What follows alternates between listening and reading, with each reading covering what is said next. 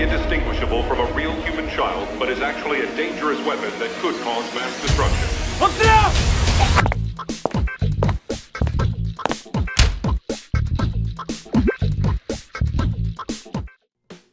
오늘은 2092년으로 갑니다. 영화 승리호입니다. 뭐 이렇게 멀리 가? 어정쩡하게 2092년은 또 뭐냐고. 71세만 더 드시면 돼요. 아, 얼마 안 남았구나. 승리호의 장르가 이제 스페이스 오페라. 굳이 우리말로 하면은 우주 활극이라고 볼 수 있겠습니다. 흔히 공상과학 소설을 SF라고 하는데 사실 이런 작품을 다소 비하하는 의미로 원래 쓰였다고 해요. 말을 타고 다니는 서부극을 이제 말이 나오니까 호스 오페라라고 했었고, 가벼운 홈드라마, 이제 비누, 소프 오페라라고 했었죠. 우주 하니까 뭐 인터스텔라, 마션, 그래비티 같은 그런 좀 더 깊은 감정선의 드라마가 대두되거나 아니면 재난에 가까울 경우 그런 쪽이 좋은 반응을 얻어왔다라고 한다면, 좀 더 전통적인 의미의 스페이스 오페라, 그러니까 스타워즈나 스타트랙 이런 작품들은 국내에서는 사실 상대적으로 찬밥 신사를 면치 못했었죠. 마블 영화 중에서도 가디언즈 오브 갤럭시는 두 편을 합해서 겨우 400만 관객을 동원했었어요. 기본적으로 덕후력이 좀 필요하잖아요. 이야기 나누는 승리호도 스페이스 오페라 쪽에 해당이 되니까 극장 개봉 시기나 여부들을 그런 좀 논의하는 과정에서 결국은 넷플릭스행을 택해서 좀 더 글로벌하게 보고될 수 있도록 그런 전략을 택하지 않았나 싶네요. 자, 승리호 줄거리 먼저 보고 오겠습니다. 비켜라, 이 무능한 것들아. 저건 내 거다. 자, 오늘도 한번 벌어볼까? The innocent face masks a deadly weapon. 돈이 되는 꼬마란 말이야. 돈?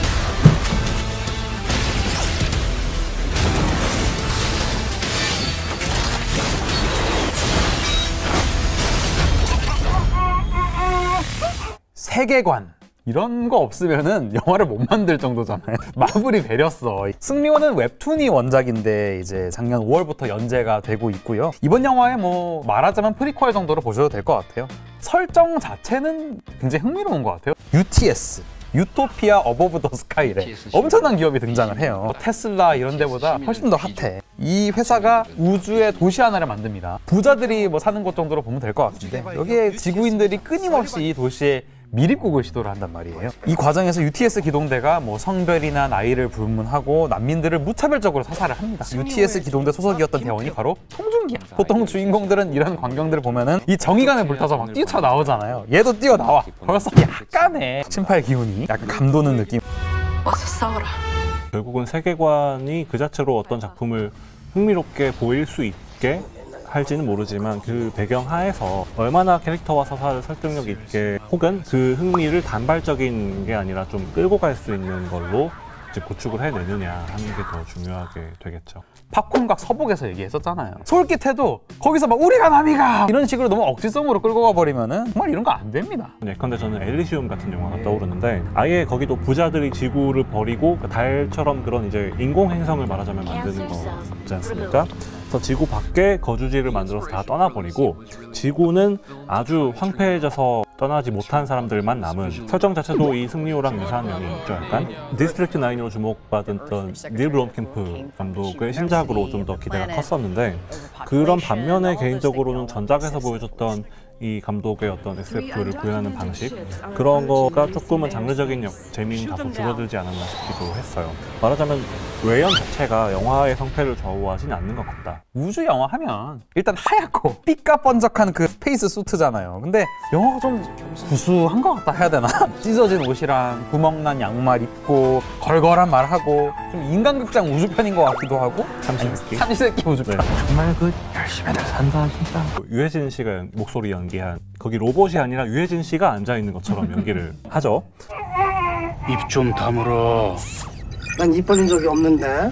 사람들이 우주에서 이제 돈 되는 거라면 뭐든지 할 수밖에 없게 되잖아요. 생존을 해야 하니까. 그런 척박한 환경에서라고 하면 표준어스럽거나 혹은 우리가 도시적이다라고 하면 흔히 떠올리는 그런 어떤 이미지들, 그런 게 지구 밖에서도 유지되기는 어려울 수 있겠다, 그런 생각도 들어요. 클라우드 아틀라스 같은 영화 보시면 아주 미래를 배경으로 하는데, 서울이 한국의, 우리나라의 수도이기만 한 게 아니라 약간 동아시아의 중심지 같은 게 되어 있어요. 설정상 보면은 한국말도 나오고 뭐 중국어나 일본어 같은 동양의 언어들이 섞여 있는 모습들, 혼재되어 있는 모습들이 묘사가 됐는데, 사투리도 이제 말씀하신 측면에서 좀 흥미롭게 볼 만한 것 같습니다. 블레이드 러너 같은 영화도 약간 비슷한 느낌이잖아요. 저 도시가 과연 어딘가, 쟤들은 무슨 일본 같기도 하고, 그죠? 중국 같기도 하고. 할리우드 우주 영화가 뭐 재미있고 인기가 많은 이유가 뭘까? 겁나 사실적이다. 고증이 쩔어! 인터스텔라 각본가가 이제 크리스토퍼 논란의 동생인 조나단 논란이잖아요. 영화 시나리오 쓰려고 무려 4년간 대학에서 상대성 이론을 공부했다고 하잖아요. 테넷 보려고 물리학 전공. 논란이 되네 아주. 반면 승리호란 영화는 좀 더 스토리에 치중한 느낌이 드는데 그래도 우주 영화잖아요. 관객들이 기본적으로 충족을 시켜야 되는 어떤 욕구나 감정이 있는데 CG는 디폴트가 아닌가. 그러니까 아주 소위 조악하다고 할 만큼 시각적으로 보는 결과물이 뭐 눈에 띄게 너무 별로거나 이게 뭐야 막 이래버리면 안 되잖아요. 규모나 물량 면에서의 스케일 자체보다 이야기가 얼마나 폭넓게 짜여 있는가 하는 거일 것 같아요. 무난하기가 제일 힘든 것 같아요. 중간이 어렵죠. 피곤해. 영화에서 승리호는 우주 쓰레기 청소선으로 나오죠. 그러니까 주인공의 직업이 우주 환경미화원이라고 봐도 되는 거예요. Space debris, 1.7 tons. 저건 400 나온다. 현대사회를 반영한 게 아닌가라는 생각이 들 정도인데 요즘 쓰레기 너무 많잖아요. 플라스틱 뭐 사용 줄이자, 스타벅땡에서 머그컵이랑 텀블러 쓰자 이랬던 게 엊그제 같은데 요새 뭐 코로나 때문에 종이컵이 뭡니까? 배달 음식 시켜 먹느라 뭐 일회용 사용이 엄청나더라고요. 보면은 상상 초월인데 그래서 뭐 환경미화원 한 분이 하루에 치워야 되는 쓰레기량이 대략 한 2톤 정도 된다고 하잖아요. 그래서 이 영화에는 그런 쓰레기들이 돈이 되는 세상을 그렸단 말이죠. 디스토피아를 묘사를 할 때 흔히 영화 속에서 쓰는 화법 중에 하나가 바로 인류가 재앙을 자초했다라는 메시지를 던져주게 되는데 영화 그래비티 그 초반 시퀀스 엄청나잖아요. 우주 파편이 날아다니는 시퀀스를 보면은 내가 버린 쓰레기가 흉기가 돼서 나한테 돌아오는 어떤 그런 모습처럼 보이기도 하고 승리호에서는 미호원들이 어떤 우주의 평화를 위해 싸운다는 설정 또한 그런 점에서 눈에 띄는 포인트라고 할 수 있겠습니다. 그 영화의 영어 제목도 스페이스 스위퍼죠. 산업적으로 뭔가를 만들면 끊임없이 부산물, 쓰레기들이 나오니까 폐기물들이 발생을 하니까 지금으로부터 71년 후를 배경으로 한 이 영화에서도 뭐 사람들이 지구에서 살기 어렵게 된 이유가 뭐 그런 문제 때문일 수도 있고 혹은 뭐 기후변화라든가 뭐 여러 가지 원인들이 있겠죠. 그 자체로 우주를 배경으로 한 이야기는 지구 바깥을 무대로 하면서 우리가 살고 있는 곳을 좀 생각해보게 만드는 양면적인 뜻이 있겠죠. 영화가 어떤 시작이 되고 주인공이 가진 직업 세계를 굉장히 유려하게 보여준 영화들이 이때까지 있었는데 예를 들어서 톰 크루즈 연의 마이너리티 리포트라는 영화가 있잖아요. 미래를 예측해서 범죄를 막는 경찰 조직 집단이라는 그 설정이 있을 뿐이지 사실은 결국 경찰에 대한 이야기란 말이에요. 그래서 영화 도입부에는 한 범죄를 예측해서 해결하는 일련의 과정을 쭉 초반 시퀀스에서 보여주게 되는데 이런 식으로 어떤 가까운 또는 먼 미래에 있는 가상의 직업에 대한 이야기지만 이런 플롯을 통해서 관객들이 전혀 이질감 없이 어떤 특정 직업, 가상의 직업에 빠져들 수 있도록 만드는 장치가 아니었나라는 생각이 듭니다. 그러니까 더군다나 이 승리호에서 우주미화원이라는 직업은 미래에 있을 법한 가상의 직업이잖아요. 좀 생각 없이 그냥 묘사를 했다가는 이게 본전도 못 찾을 수 있다. 드라마 한번 봐도 이제 의사도 변호사도 주로 연애를 하죠. 드라마에서 나만 빼고 다 하는 것 같아. 아마 승리호에서도 우주 청소부라는 것 자체가 캐릭터의 어떤 전사 혹은 현재 모습을 설명하는 것 중에 일부일 수도 있을 것 같고 또 이제 도로시라는 그 인간형 로봇을 둘러싼 어떤 뭐 거래나 음모 이런 것들이 극을 이끌어가는 좀 더 중심적인 것이 될 것 같은데 이 도로시라는 로봇이 뭐 영화에서 얼마나 중요한 역할을 하는지에 따라서 아주 소소한 활극이 될 수도 있고 코믹한 혹은 뭐 거의 뭐 인류 문명을 구하는 뭐 그런 스케일이 될 수도 있는 거죠.